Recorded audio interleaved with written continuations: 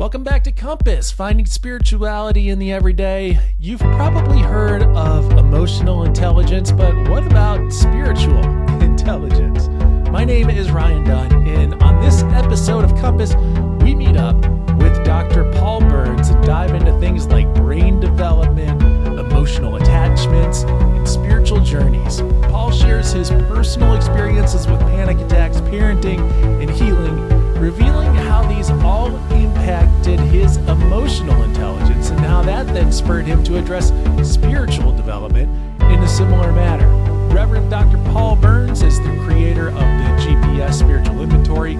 He's coached ministry leaders, pastored churches, and written several books, including Blessing Encounters,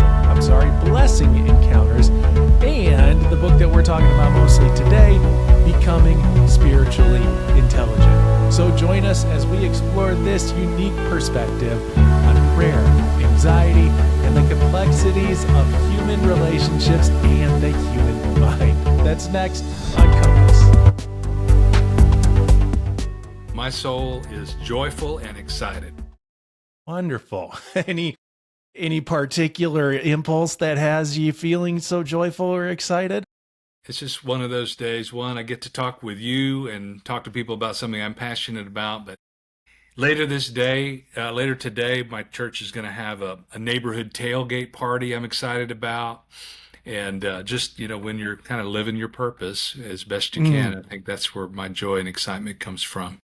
Cool. Well, you're excited to talk with us about spiritual intelligence. I spend a good amount of my work moderating comments on social media.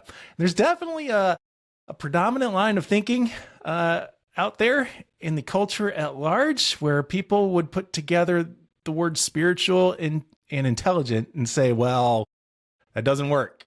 You can't do that. You're one or the other. So tell us about spiritual intelligence. What are you meaning through spiritual intelligence?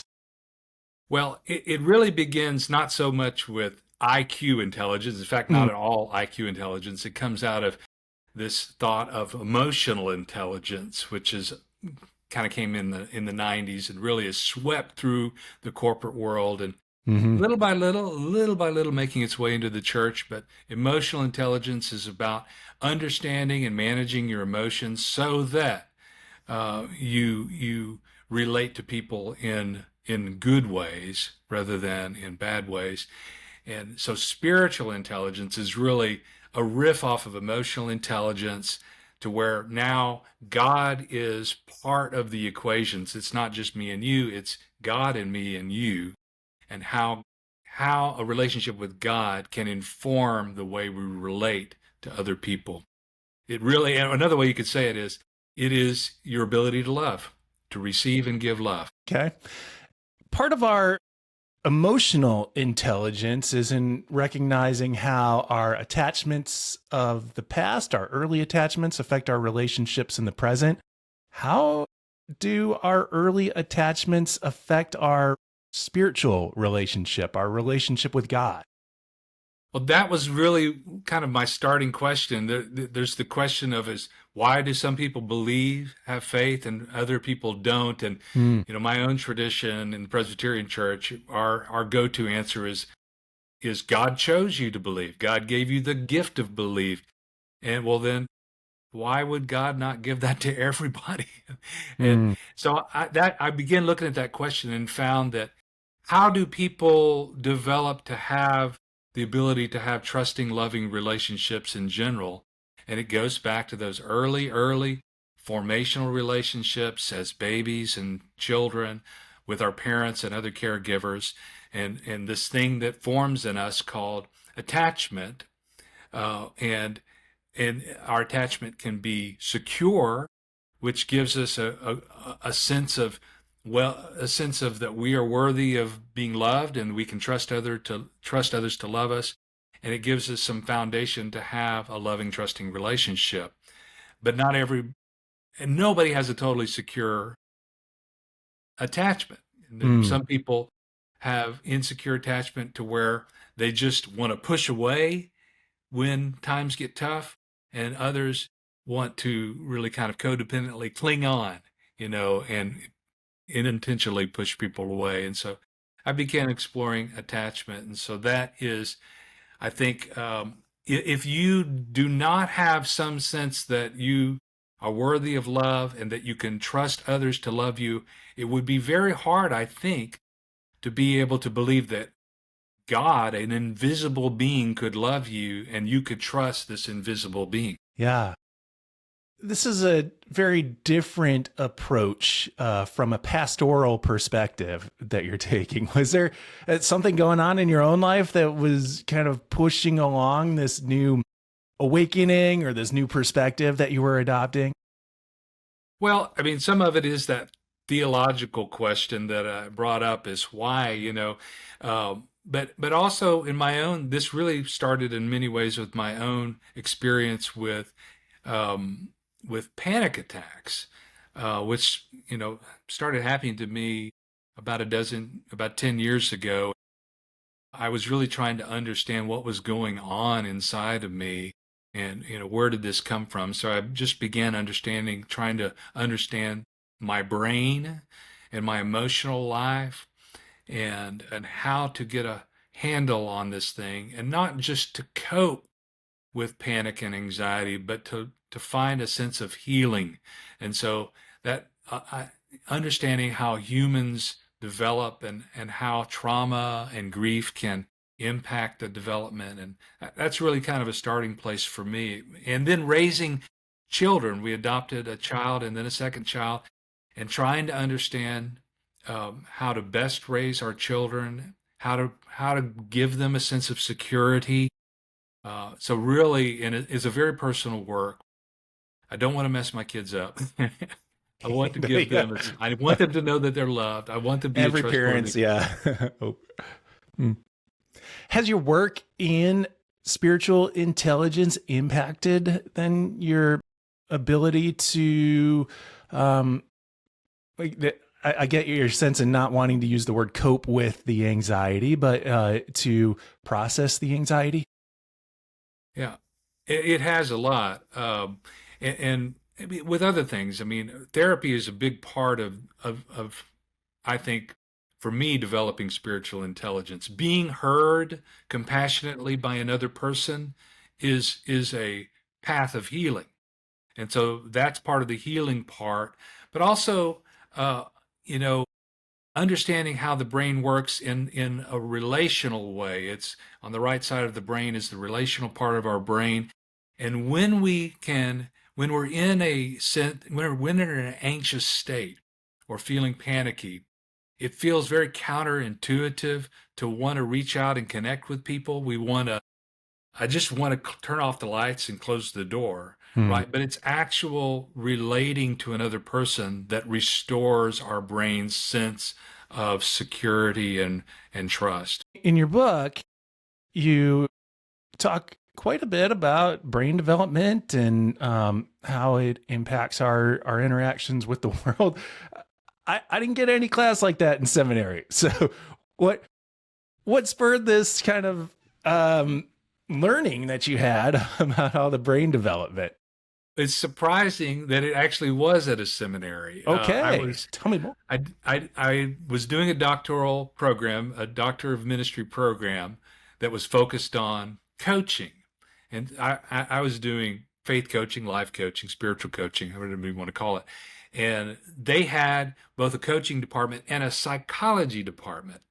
And so part of our curriculum was some different authors, psychiatrists who wrote from a faith perspective and kind of connecting the dots of spirituality and brain science. Like Kurt Thompson is a person. He wrote a book called The Anatomy of the Soul, and it was a neuroscience neuro-informed explanation of spirituality from a Hmm. Christian perspective. Some other people, there are people out there now called neurotheologians. There's a new word for you. I Yeah, don't know if holy I'd put smokes. myself in Okay. that category, but so I was learning it at seminary. Okay. All right.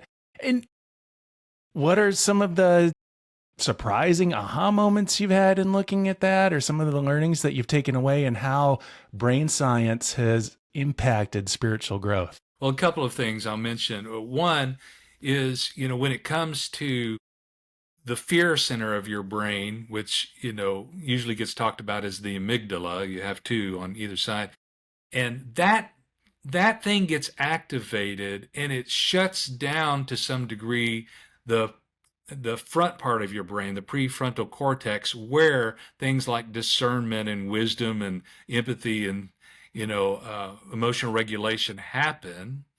And so when something that is disturbing you, something that your brain kind of signals that there's something potentially dangerous, the fear center gets activated before the thinking center. Hmm. And so learning how to be able to calm yourself enough to have an exploratory, it's usually not a bear running at us, it's usually a human being that has a different viewpoint. And we're not Hmm. really being threatened life or death. And yet, but our brain tells us we are, unless we can overcome that. Another thing that I think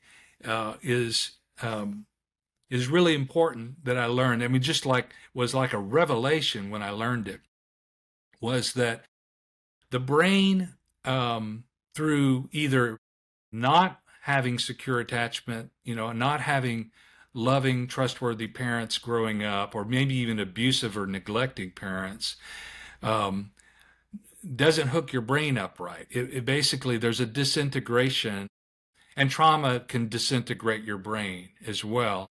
And so there's a dysfunction in your brain that happens that makes it hard to relate with people or God. And there is a path of healing that is very simple. And this blew my mind. So your brain can literally be reintegrated and healed on a physical level, can be healed by being listened to compassionately. Hmm. Okay. It hooks things up. It's almost like you get the parenting that you didn't get through another person. Okay. All right. It, what does that look like in your practice? How do people who might say, "Well, I don't know who to speak to. Where's the compassionate listener in my life?" How do you enter into that?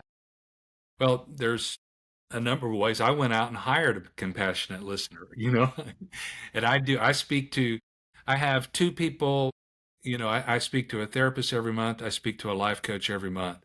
And I have pastor colleagues and friends.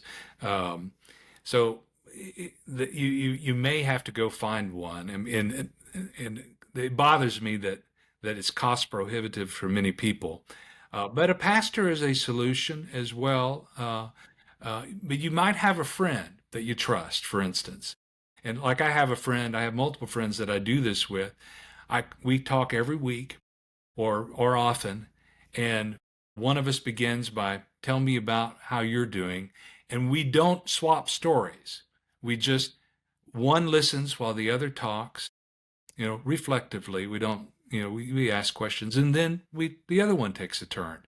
And so, we don't interrupt each other. We don't, again, we don't share the story that we're burning to tell because you told me that story. We're just listening to one another. So listening, being a good listener and finding a good listener is a way to participate in growing each other's spiritual intelligence. Hmm. Are there other practical steps that people can take to deepen their spiritual intelligence? Absolutely. So, the book outlines 9 different paths that you can work on that, building, growing in these 9 identified things that came out of my research. And I'll just throw out a few. One, with God, we've got learning to trust God, which is easier said than done. Hmm. Maybe the easier one to focus on is communication with God. So learning, not just praying, not just expressing yourself to God, but learning to hear God in some way. I mean, that's some next level stuff to be able to experience God communicating to you in some way. And I've got exercises in the book for that. A big one is forgiveness, learning to receive and give forgiveness. I mean, without forgiveness, it's just like we're plumbing that's stuck, like that's clogged. And until we're able to forgive ourselves or receive forgiveness or forgive another person, then God's love doesn't get in, God's love doesn't get out. And so that one single practice, though, is a daunting practice for many people. That one practice can make the biggest difference in your ability to receive and give love to other people. Mm. I want to backtrack for just a moment in talking about the aspect of prayer. I've talked with several people who feel like, well, I talk to God. I don't know if God is listening, though, because I don't hear God talking back. When you're talking about God listening for God, what does that look like? How do we hear God? Yeah. Well, I think it takes we won't hear or see what we can't believe. So it's very hard, so you have Hmm. to in some level open yourself up to the possibility of it. Like I might be able to see God doing something today, but it takes also imagination. And not imagination is like you're making something up, but imagination like, you know, I'll give you an example. So I was having one of those days and I just threw it out to God. I'm like, God, I don't even know what to say, but could you say something to me right now? And that kind of inner voice said, keep your eyes open. And so I was driving in my car and I saw a sign, and the sign, it was Campbell Road. And I'm like, Campbell, okay. My daughter's name is Campbell. And then the very next thing I saw was Nelson's Steakhouse. And I'm like, that's my son. I've got Campbell, I've got Hmm. Nelson. And then lo and behold, La Hacienda Ranch House Restaurant. It was the very place where my wife and I had our rehearsal dinner for before the day before we got married. And then it was all came together in this moment. I heard God saying to me, what are you worried about? Do you remember when you had blown your previous marriage and you begged me for a wife that would be a good match for you? And I gave you Jennifer. And there it is right there where it happened. And remember when you prayed for children, you struggled for years to have children. And then finally the solution of adoption came up and Hmm. boom, there was Nelson. And then boom, there was Campbell. What makes you think that I'm going to leave you stranded today? Hmm. So I would call that some combination of faith, openness, and imagination. Yeah. Okay. I can see the correlation there. Although it does help to have some literal signs popping into the Right. story as well. Those who have eyes to see, ears to Yeah. hear, Jesus said. Some of the work that you've been sharing through the book deals a lot with empathy. You've mentioned how we can begin to disarm our fear a bit by talking and relating with people. And yet that even in of itself can be fear inducing for many people, especially in the kind of national season that we're in right now. And we're recording this a couple weeks before the election Tuesday. So that idea of being able to relate with some people is on the top of people's minds, and it feels somewhat fearful. Can spiritual intelligence help us to open up some relationships with other people or open ourselves up to empathy with others? Absolutely. And that's part of the big goal of what I'm doing is try to open people's empathy up for other people. And there's unhealthy empathy. I want to say that first of all. There's Mm, codependent empathy okay. that is really about transaction and getting what you need from others or controlling them to get what you need, manipulation, and empathy can be used in unhealthy ways. But so that aside, um, we were evolutionarily raised as a species to and to become in a tribe that we developed to be in tribes for safety, for provision, and things like that. And so this is deep in our brain and it just in our DNA. And so for survival's sake, we learned empathy with the people that are in our tribe. And then for survival's sake, we learned to feel threatened with people that are not in our tribe. And so that's very deep instinctual stuff in human beings, and hard to overcome. Hmm. So, the one of the solutions of that is trying to expand the potential for common identity. So, yeah, okay, one may be a Democrat, one may be a Republican, but we're both Americans, or, if all else fails, we're both human beings. But maybe you both like barbecue, maybe you both like the same kind of music. But anytime you can find some common ground, to move them from the out group to the in group of your life, you can find empathy. That doesn't mean that you should then give up all that you believe to please another person. That's codependency again. But you find a connecting point, and then you can have a conversation, an exchange of ideas, perspectives, being able to see people's perspectives rather than just your own perspective projected on them is a big part of empathy. Well, we've seen how spirituality relates to intelligence. I- the organization that you founded is called Soul Metrics. You seem to be very talented in working with these kind of paradoxical words because soul and measurement are things that don't naturally go together. Tell us about Soul Metrics. Thank you. Yeah. My wife came up with the phrase, by the way, so I'll give Cool. credit. But yeah, no, I'm of course dealing with the soul. But yeah, when I proposed my thesis to my advisor, who was a clinical psychologist, by the way, when I proposed it to him, I said, "Look, I've got this theory of spiritual intelligence, a Christ-centered spiritual intelligence, and I'm trying to put together an experiment, a project here to display how it works.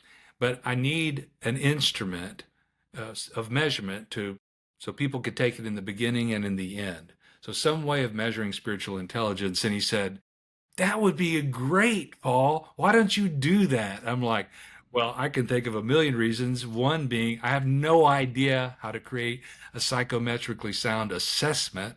And I'm sure I didn't say those words because I didn't know what those words were. But he said, "But I know how to do it." And so he worked with me. And what I did was develop an instrument of measurement for spiritual intelligence, and val- validate it with over 700 participants who took the initial questionnaire, and then we refined it based on all the metrics and data and things like that, statistical data. So people are very hesitant to put metrics on spirituality. And so let me just say, we're not measuring God.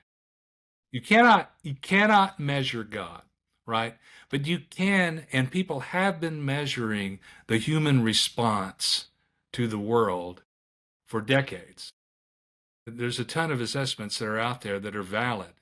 And so this isn't so much measuring God, it is measuring what impact your belief or lack of belief in God, and your ability to love or not love self, and love neighbor or not love neighbor. How can that be detected? And it can be. Turns out you can do that in a psychological way. Tell me a little bit more. What does that look like? Like, if I take the test and I get a 9, does that mean I'm pretty close to God? Not Yeah. quite 10 close to God, but Well, we do. It's a hundred scale, but and so it's measuring, you know, these 9 areas that are talked about in the book, and the score can be a little disturbing because we're we're not usually as uh, I don't want to say spiritual. It's just that we've got these interferences in us. If we have resentments, if we have hurts, and if we have codependency, if we struggle to believe that God is a good God and a loving God, a personal God, then all those things impact. And it's really geared towards measuring your uh, your level of secure attachment with God. So it's an attachment measurement, and your level of self-differentiation, which is the opposite of codependency, and your level of empathy. So those three major areas of measurement together. And then, so you get a score, and then you and I have a conversation, and we talk about how you answered the questions and why you answered them how you are. And we get to the deeper ground. It's not really about the assessment at all. It's a way of having a conversation to get to the deeper ground of the state of our souls. And what kind of responses do you hear in people who are taking the test and beginning the process? Yeah, well, some people will say it's about what I thought, and then they'll tell me why. And some people will say it felt like a punch in the gut. And the reason, is an unfortunate reason, is because that things spiritual have become shame-inducing for many people. And so, for instance, if you went to your medical doctor, your primary physician, you wouldn't tell them how good you're doing. You would tell them what's wrong with you. But if you go to your pastor or your spouse or your best friend, and you're dealing with a deeply spiritual, emotional problem, you might be afraid to talk about it. Mm. And if you're afraid to talk about it, then there's no real way to move forward with it. And so really, I want to very quickly try to lower the shame part, to de-shamify spirituality and get it into a level that's a little more clinical, so that we can work with it. How do you lower that barrier of shame? Say that again. How do you lower that barrier of shame? Yeah. Well, I'll often begin in this conversation, and I'll often begin by, saying this has nothing to do with the destination of your soul. This is not heaven or hell conversation, because that's a big factor for a lot of people. And say this is also not how you always are. This is a point of time assessment. This is how you are on a Friday, right? You might be going through grief. You might have experienced a trauma that hasn't been fully dealt with. You might have an unforgiveness that has been eating at you. It could be something, that happened yesterday, 10 years ago, or 30 years ago, but it's how you are today. And then I'll begin to look at the strengths of their assessment to say, but you've got some strong areas here to lean into as you begin to deal with areas that need to be addressed. Paul, thank you for the work that you're doing, for encouraging people in the way that you are. For those who are interested in learning more about the work that you're up to, where might they get a hold of you? Well, my website is soul-metrics.com. You can fill out the contact form there. You can email me at revpaulburns, R-E-V Paul Burns @gmail.com as well.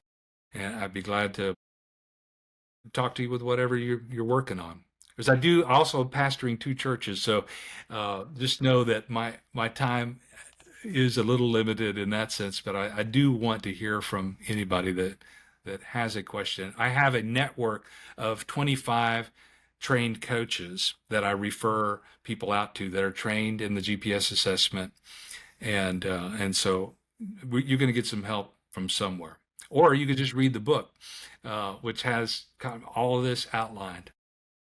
Cool. Yep. The book is Becoming Spiritually Intelligent. Paul, thank you so much for joining us. You're welcome. My pleasure. Good to meet you. Likewise. Do you want to hear more Compass? If this episode struck a chord with you, then check out episode number 137 with Bruce Reyes-Chow about crafting a clarity of belief. Episode 134 with Andrew Lang would also be a good one. It's about creating spiritual practices that are going to fit into our busy everyday lives. And while you're listening, please leave a rating and/or review. It's a big help. It would be so much appreciated. The Compass Podcast is brought to you by United Methodist Communications, and you can check out all of our episodes and get show notes and relevant links at umc.org/compass. That's all for this week. We're going to be back in 2 weeks' time with a new episode. In the meantime, peace.